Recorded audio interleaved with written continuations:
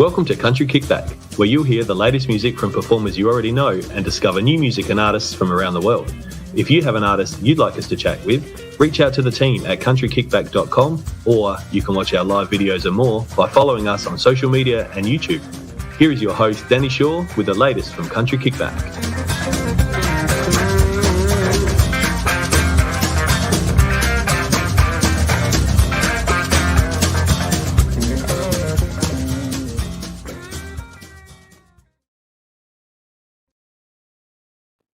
Hello, how are you all? I don't even know what day it is, but happy whatever day it is, because I cannot think. I have no idea.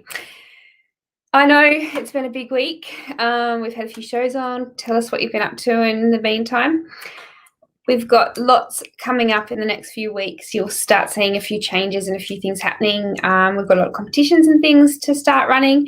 But today we've still got the 2 tickets to Mathina to see Casey Barnes in 2 weeks' time. We're going to draw that tomorrow night at about 6:30. So you've got until then to keep entering, keep sharing and tagging your friends, and you can go into the draw.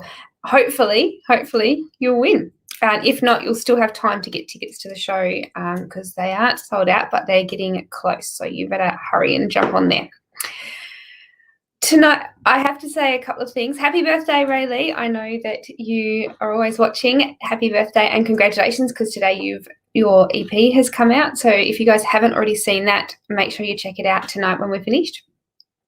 And we have Michael joining us tonight, so we might welcome him into the room. Hi. G'day, Danny. Welcome back.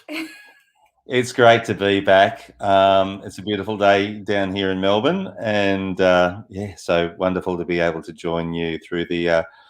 I was going to say through the wonders of the internet, but it might be a little bit more like by the luck of the internet, because I'm not technologically the most advanced human on the world. So no, me either. Look, we're doing better than I was last night, because just 2 minutes before I went live, my camera crashed, and I turned into what looked like a horror movie, and it just looked like a skeleton, and it was just grey skeleton, and I'm like, oh, this is great. 2 minutes before we go live, and this is what happens. So.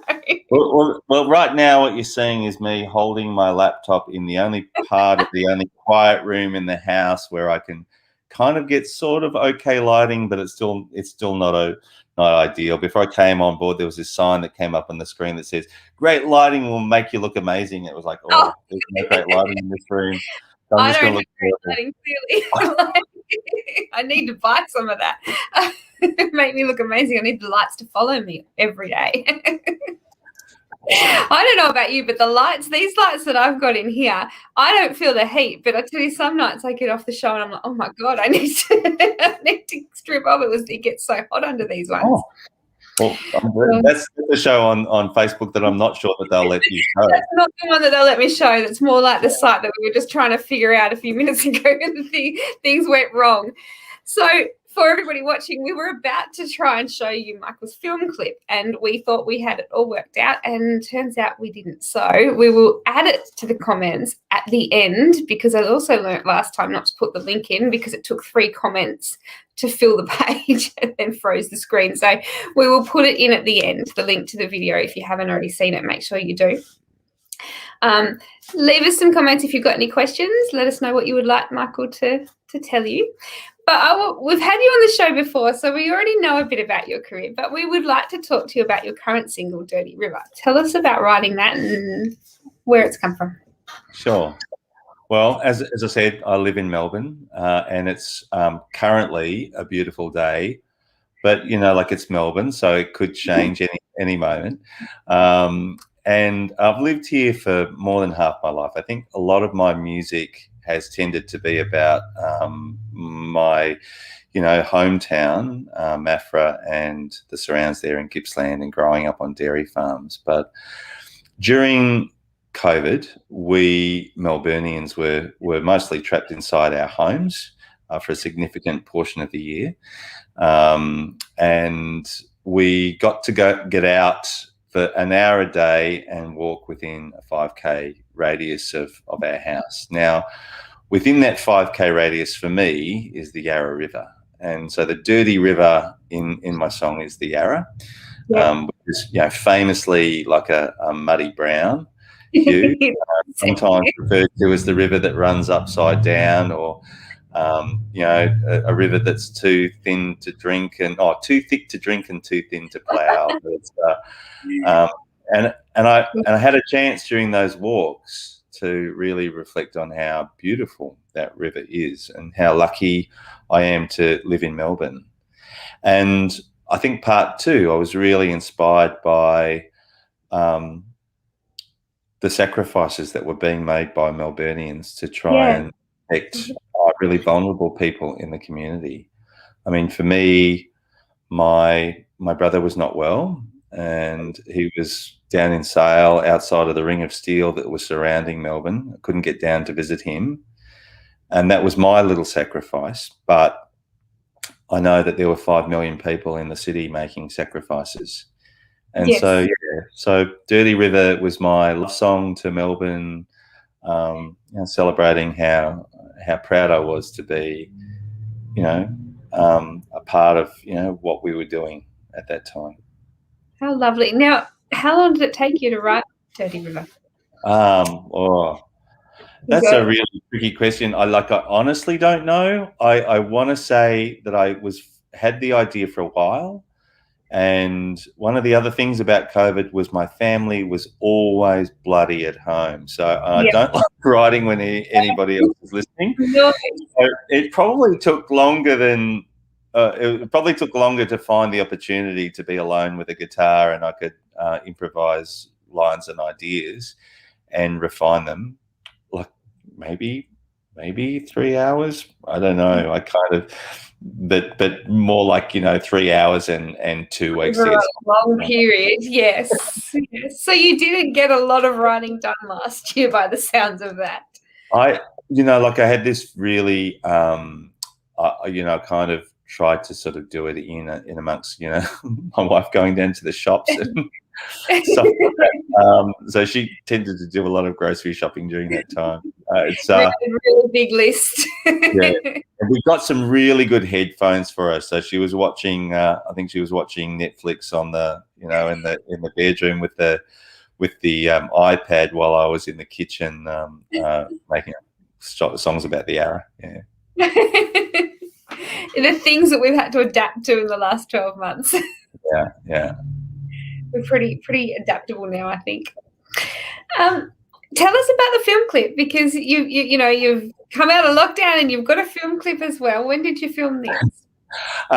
This was filmed in January, so I was really fortunate. I worked with Sean Kirkwood, who's this amazing filmmaker, on the last video clip that we did for Be There.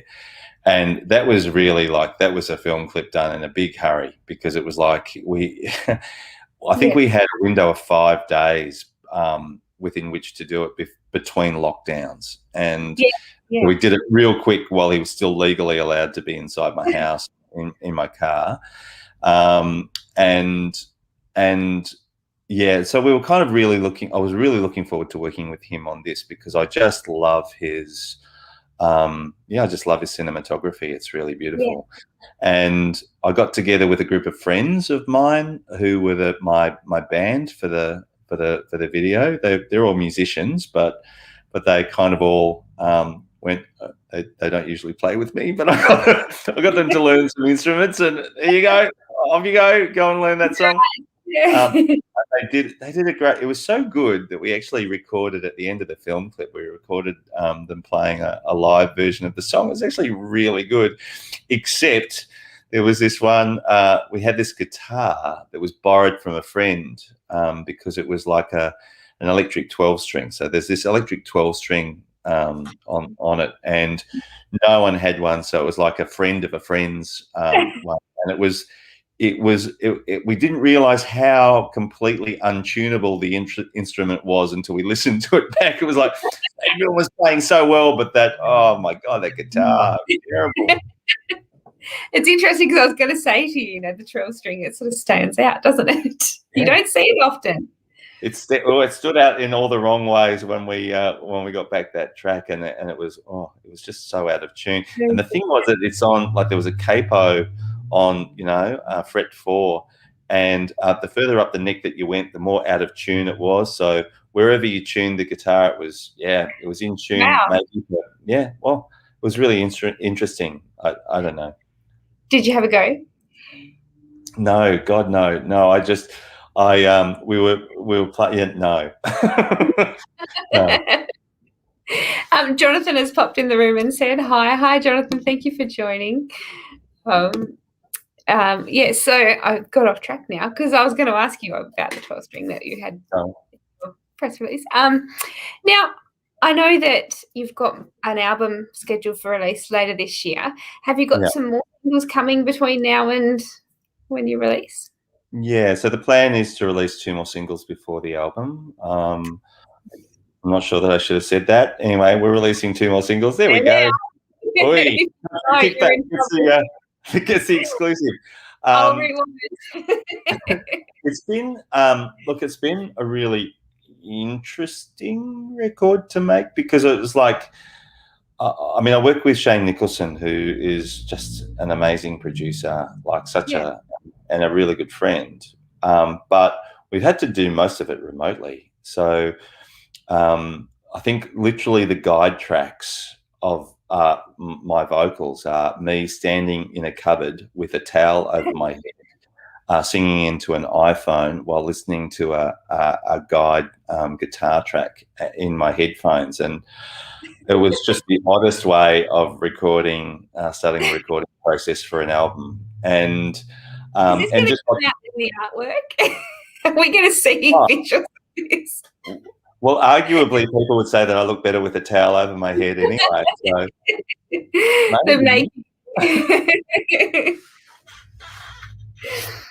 I like that. I like this. So yeah, look, it's been exciting making the record, because it's kind of like,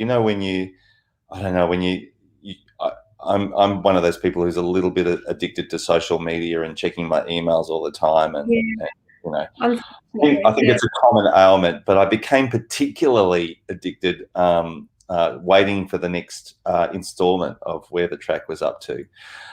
Finally got up to Shane's in the Central Coast just at the beginning of December, but we were only there for a week, and then suddenly Sydney went into crazy lockdown, so I had to hightail it back over the Murray, and it was a pretty scary moment. In fact, I crossed at 10 minutes to midnight on the night that they said they were going to close the borders at midnight. I was expecting to have police standing at the side of the road, tapping their feet, holding witches' cones. But you're just here now, yeah. Didn't see any of that, but it was like, it's been. Yeah, I'm really excited to share this material. It's some of the best stuff that I've written, and I think, like Shane, I didn't think that Shane's production work could get any better, but he really has done himself on this record. Wow, that is so good to hear. I can't wait to hear the whole record. It's exciting.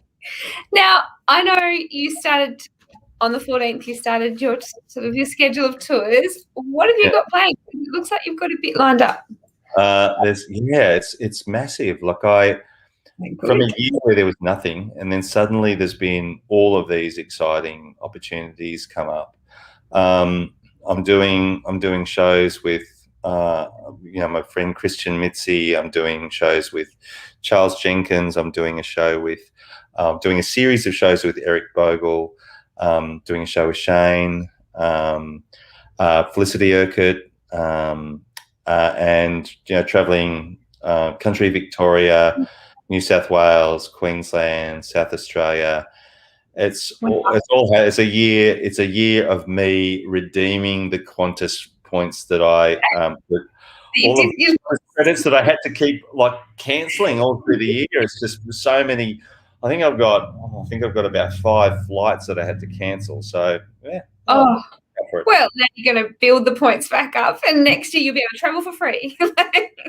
It's pretty much it at the moment. If I cash in what Qantas owes me, they might go bankrupt. Yeah. Yeah. Maybe wait till 2021, 2022. Do that. Yeah. Give them a few months to catch back up.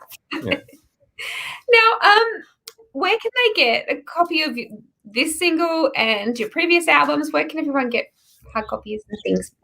Well, through my website, which is michaelwaugh.com.au, we call it the Waugh store. So you can go in and you can buy the old-fashioned CDs that way through the Waugh store. But like it's up on all the streaming services, and there's a YouTube channel where there's lots of videos, and I'm really proud of those music videos. Yeah. We do a lot of them on a real budget, but gosh, they pack a lot of punch. And this new one for Dirty River, I'm particularly proud of. There's just some beautiful shots of Melbourne. It's lovely. It's gorgeous. So when you go in to make these video clips, whatever people like to call them, do you go in with an idea of what you want, or do you just give it over and say, this is the song, make it,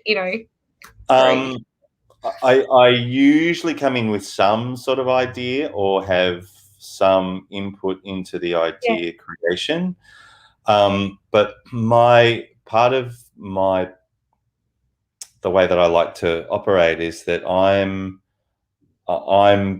have the honor to work with another creative artist. So I like to empower them to make decisions and to support them and to fill the gaps where the decisions might need to be supported.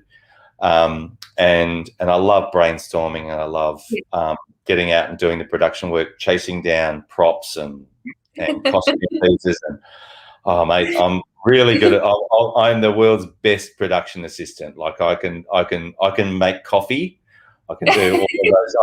I love that. But look, generally, at some point, I love to let go and just go, I trust you. Yeah. I do.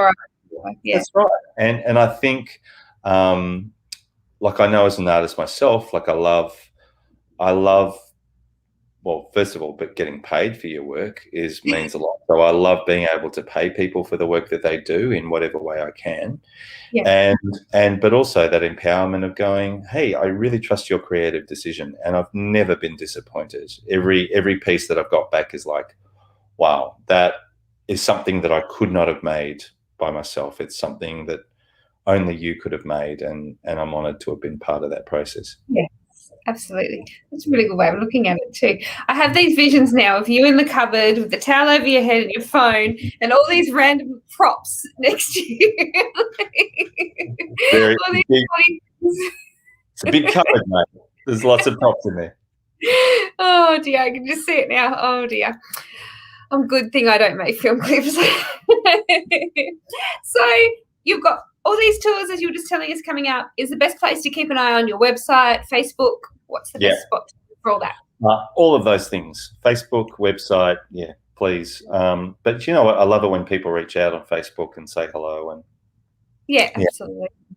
Have you had a lot of feedback for Dirty River yet? Yeah, it's just been really lovely, particularly from people who are from Melbourne but can't be in Melbourne at the moment. I had one... it really blew my mind. This friend of mine who lives in the UK, and he heard the song and was talking about how much it meant to him because a friend of his who was an ex-Melburnian developed cancer while he was living in the UK and spent 12 months trying to get back home because he just wanted to die back in Melbourne. He came back to Melbourne and passed away like a week or two after arriving back home. And this friend of mine said, what I most loved about this was I felt close to my friend because I couldn't be there to say goodbye to him, and it felt like a way of remembering and honouring him, which was lovely. Good. Yeah, that was so beautiful. But like lots of people, going. It just brings back so many memories of my Melbourne. And I think that that's the thing, like this city, and this is what I tried to capture in the writing, it's my city, but it's not my city, it's our city, and it has a long history that predates it being called Melbourne. So it's so beautiful that river still runs through the heart of it. Yes, absolutely. What a lovely way to look at it. I think Melbourne would absolutely be loving it. All the people living there, it's just lovely. Thank you so much for joining us again. I know we haven't had you for so long, and I'm hoping, because you've got so much more music coming this year, I'm hoping we get to see you again very soon. Yeah, I hope so. Hopefully in person some stage this year. I don't know how we're going, but this year's already in March, so we've got to start getting some.